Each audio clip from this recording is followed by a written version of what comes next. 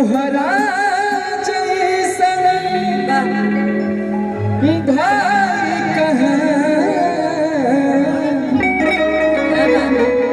तुहरा जैसन यार कहाँ तुहरा जैसन प्यार कहाँ और कि जुड़ गई तुहरा से जाने कैसन बंधन अलगेला सबसे हटके आपन के जैसन बदलनी दुनिया में कैसन प्यार कहाँ अरे तुहरा जैसन भाई कहाँ अरे तुहरा जैसन प्यार कहाँ